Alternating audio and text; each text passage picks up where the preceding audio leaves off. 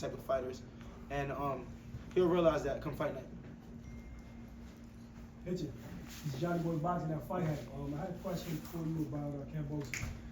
He recently called you a woman. Do you like him personally or on a professional level? I mean, what do you feel about that? What are your thoughts? I didn't see that. I see that the headline though when he said I'm a woman. I don't know, but Is it business or? I mean, just now we was in a room and they asked him if do he dislike me. He said it was business. With me, it's always business for me. I don't take none of this personal. I don't dislike any fighter. I don't know him as a man. He's all the way over there across the pond, so there's no way I could dislike somebody that's never, I never came across or walk along the same path with. So, I said what I said about Devin Haney's resume, and I kind of called him a bum. And from that, we started going back and forth, and it just so happened that he's the guy that I'm in the ring with after winning my world title. So I think that I get to shut whatever me and him got going on. We hashed that out in the ring and just show that I'm on a different type of level. You know what I'm saying? So this right here performance, it's about a lot of things. It's bigger than just the homecoming. It's bigger than George Kambosos. Do you want to punish him or you want to go for the knockout? I do believe I will get him. I do believe I'm gonna get him out of there. I do believe I'm gonna dominate him and impose my skill and my just my dominance on him. But my narrative is not to sell myself as this knockout artist or this guy that knocks people out. I'm one of the best pair of boxers in the sport, and we don't know how long. You know what I'm saying? I feel like I'm in the levels with the Terence Crawford, SHAKUR, STEVENSON'S, and that type of class. The guys that's really is peers to the sport. So I feel like I'm gonna dominate him and show him that his levels to boxing. However it comes, just whether I choose to beat him up or whether I choose to give him a master class. Do you think it'll be an easy fight or it'll be a tough fight? I mean, at this level, you never know, especially when you're fighting me. A lot of guys say I don't have a big name, but I talk a lot, and people wake up for some reason when they fight me. Like I just told George Kambosos, when Lemos fought me, he came in damn near 2-3 pounds underweight. When he fought at another weight class, he came in damn near 8 pounds overweight. So it just showed like how these fighters are when they're in camp. George Kambosos, he's woken up for this fight. So he's been at the championship level. He fought guys that he was hungry to get the victory over. So I can't fall asleep. So yeah. So Miss Boxing Baby, how you doing? what's going on? So you beat him in June. What you trying to show the boxing world at 140? Like, what you want everybody to be on notice with you after him? I don't think it's nothing about being on notice. I think that I'm gonna keep saying it again. I already showed everybody what I'm capable of as far as like the grit, the heart, what it takes. I'm not beating. I didn't get to get my hands on everybody, but Liam Parrott, this is a fight that all the media had me written off. They said I was gonna lose. The odds was against me. Everybody was saying Parrott beat the boogeyman. I beat Parrott fairly easy. I showed he was nowhere near my level. I kept saying I'm on a whole different level. People just thought I was talking. I was telling Parrott in his face, you a bum, you a bum, you a bum. When I say you a bum, it's not that he's literally a bum. He's just not on my level. He's showing the boxing world that I'm better than the guys I'm saying I'm better. I'm better than Devin Haney. I'm better than Teofimo. There's a reason why I keep talking. So it's just about trying to I try to tell you guys I'm coming. And it's like now you guys are finally here. I told you guys I was gonna be sitting here in front of me. I told these guys I was gonna be sitting here in front of me, and y'all gonna be interested in me. I told these guys I'm on this type of level, and the media, the ones who knew, they were saying, okay, Hitchins is good, but he still gotta prove himself. But all the fights they said I gotta prove myself. I'm dominating guys like Zepeda, but it's boring. 12-0. I'm beating guys like Liam Parrott, and it's still the question is, he can't beat Matias, but I beat the guy that beat Matias, or he still got to prove more. So it's just keep doing what I'm doing. So, Drew Titan, is there any pressure fighting at home? You feel any pressure at all? I think that with George Kambosos, his game plan is he feel like it's pressure fighting at home, and it's pressure like to please my fans. I can give a fuck about anybody. My job is to go out there and get the victory. Put on a master class. I'm not letting nobody trick me out my spot. I'm not letting no big moment trick me out my spot or whatever that me and George Kambosos trick me out my spot. However I gotta get the victory, I'm gonna get the victory. Hey, a lot of Andre's going to come at boxing. A lot of people are comparing this fight stylistically to Kambosos with Devin. Do you feel there's a good opportunity for you to show the world, to prove to the world that you're better than Devin Haney with a performance over Kambosos? I mean, he fought a Devin Haney that was, Devin was much younger, much not as mature in his career. I don't think that Devin really fought to a fight of that magnitude. And I feel like, both him and George Kambosos probably was different fighters at the time. You know, George Kambosos was probably at the best of his career at that time, and Devin was probably, you know, approaching the best of Devin Haney at that time. So I think that I can't say I'm better than Devin Haney just off that performance. That's just something internal that I feel. So I think that we don't know. George Kambosos came off a big win before the Devin Haney win. He beat Lomachenko. It was talk to him not really being as focused, not being hungry in the gym. It's just a lot. So I just feel like I'm just levels above a lot of these guys. So it's just to prove that I got more in my arsenal than Devin Haney. I'm a better fighter than Devin Haney. So it's just like, you know. News on the AB Boxing News. From seeing the loss to Lomachenko, right? And you being a complete boxer puncher that you are, did you take anything away from that fight, like seeing Lomachenko's work, and then you show that you also have forward as well? And you see that you counterpunch, you display different skill sets. This is a guy that was at 135 for a minute. You know, he fought at 135 for a while. The weight could have been different. They fought for the IBF. I know personally with the IBF, if you don't really know how to do that, it can play a part. But like I said, George Kambosos showed different wrinkles. He showed he's been down to a body shot, he's been down to a headshot. Never showed I've been down to a body shot, headshot. So overall, I just think I'm just more of a fighter. I'm more gritty than him. So he's gonna have to come in here and try to show me something I've never experienced. In the crowd last Friday when you were yelling at Tio, you yelling at Tio sort of in that environment makes me believe that you really want that fight. But are you kind of overlooking George by yelling out for Tio while he's doing his post press conference? I don't overlook nobody, especially at this top level with this much on the line, legacy.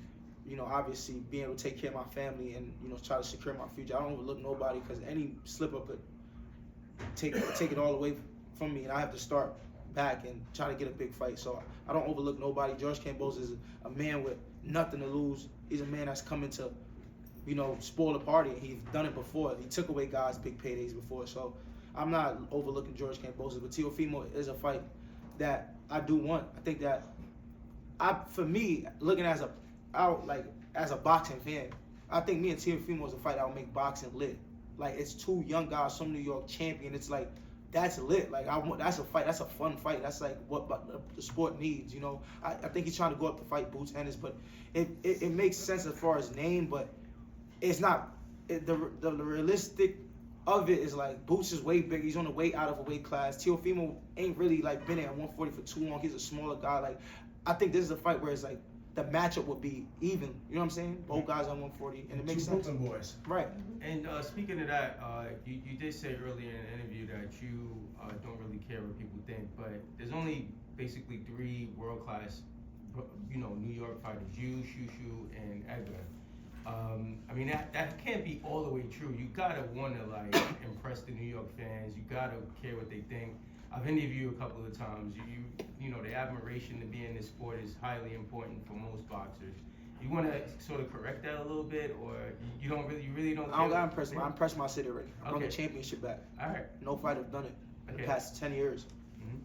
That's impressive in its own. So every time in this generation of fighters coming up, every time a fighter stepped foot at Madison Square Garden, they wasn't representing the city as a world champion. That's no shade to no fighter. It's just that I'm the fighter that went out there and put in the work and earned it the hard way. You know what I'm saying? So it wasn't given to me. So I stand on that loud and proud. I feel like I represented the city. When I went out and fought for the title, and I said I'm bringing it back. I brung it back. I brung a championship back. So I think that in its own is already impressing everybody. It's just time to celebrate now, and we party together June 14th. It's time for New York to come in the building and see what whoever wasn't watching, whoever wasn't supporting. Now I guess they'll be there supporting now. So, you know.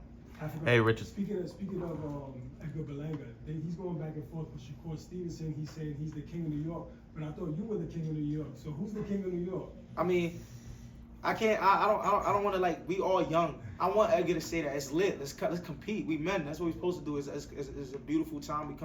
We come from nothing. Me and Edgar was just both staying at what projects was that? Baruch Projects and Lower East Side together. I used to be playing the game on the headset with him. Like, yo, I'm about to go to Chop Cheeks. He'd be like, yo, give me one, bro. I'm gonna meet you downstairs. So now we at a point in our career, we're at the top level. So it's fun. He the king of the city. He believe that I'm the king of my city. So this is the time we go back and forth with that. So it's dope. Like, I don't take that personal. I know he don't take that personal. It's all about we're going to keep saying we the king of the city till the people say it. Like, who's really the king of the city? So, you know. And Richardson, Jay with Sportbox TV official. And on that topic, who do you think should be main event since Berlanga and SHAKUR are going back and forth It's not about who should be main event. It is what it is. You know, you can't stop what the people want to do with their promotional ring magazine. I don't know, whatever they want to do. They want to make Edgar the main event. They want to make SHAKUR the main event. It really don't matter. I don't care about who's the main event. I'm gonna be there supporting both fighters. Okay, and as far as back to Tio and last weekend, what did you see in his arsenal that you would be able to capitalize on? What I see in his arsenal, he's a good fighter. Tio's a special fighter. You know what I'm saying? When I look at Tio Fimo, you see like he's a very good fighter. Make a lot of mistakes though. Showboats a lot.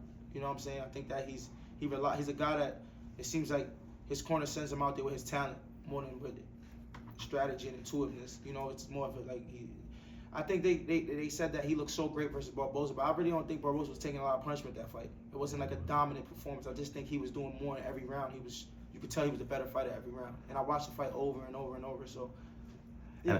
And as far as the rest of the landscape at 140, let's say hypothetically you can't get Teofimo. Between Puello and Gary Antoine Russell, who do you think will give you a tougher fight? Both fighters are tough. Both fighters are different styles. Gary, obviously, me and him have history. He beat me before in the amateurs. Puello, I never fought him.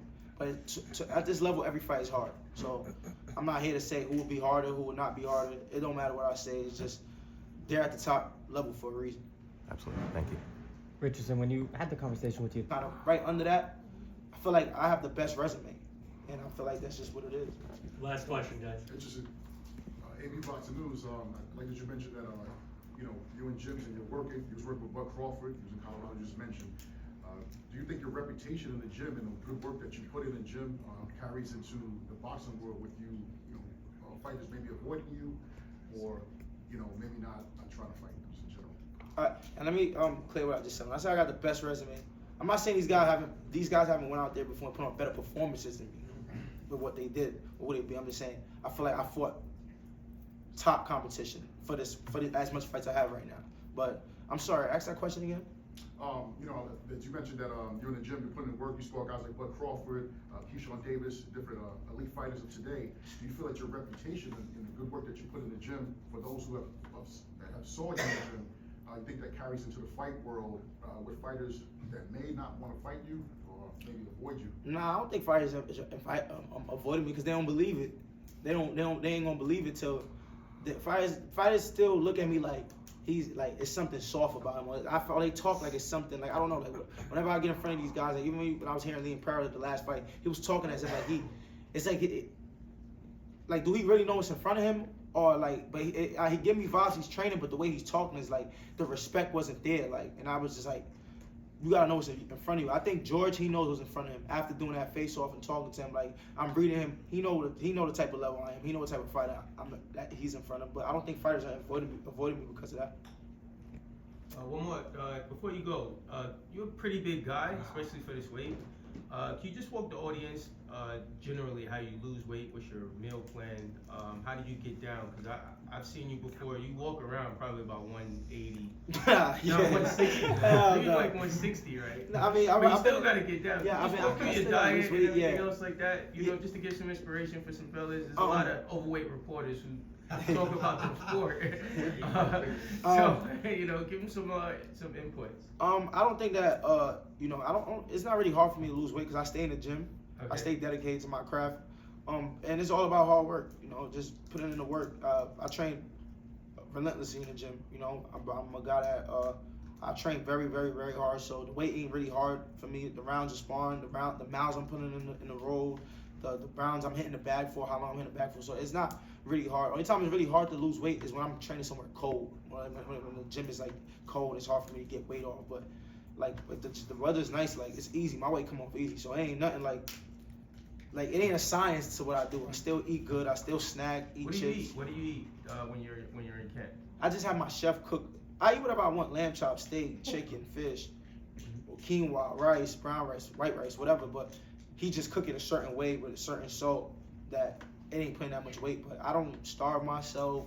Weight ain't hard. I don't feel like I'm in the need to move up to 147. But obviously the time is near. I do want to feel want to say comfortable, but I want to feel like, you know, like weight ain't like a goal for me. Weight is still a goal to make for a fight. You know what I'm saying? Africa, we haven't had nothing dominant out the city in a long time. You want? Of course, I'm the one that brought the championship back. I feel like people say, am I the one? Bringing the championship back in boxing, that's something every fighter dream of. You know what I'm saying? Climbing through the ring. So I just feel like I am the one. It's like, damn, you win a championship, you still got to prove yourself. Like, you win another championship, you still got to prove yourself. And it's just like, it is what it is. I understand. Like Andre Ward said, do it once, do it again. Do it again, do it again. So it is what it is. Last question right here. Hey, Richardson, Jay with Sportbox TV. So just wanted to ask you about a statement that Rolly Romero recently said about boxers being overpaid and how he feels that it's messing up the sport because some boxers are just there to survive because they already know that they're going to have another paycheck after because another fight is set up. What's your take on that, and how do you feel about Rolly's statement? I mean, I get it. I get what he's trying to say, but I can't say that. He's saying like fighters ain't fighting as hard. I think that's something to make my motherfucker fight hard. If you know that check he win is gonna be life-changing money or hefty money for him and his family. So he's saying fighters ain't fighting hard or they not giving their all. I feel like I get what he's saying because it can be like, oh, this guy's just going through the motions and getting ready and just trying to, you know, get a victory. I get it, but it's still, I can also see a fighter waking up. But I get what Rolly is saying. I think that fighters nowadays are like looking at they're at a certain level and the hunger is not there. And that's just what it is. It happens in the sport over and over, time after time. You get to a certain level and it's hard to keep up.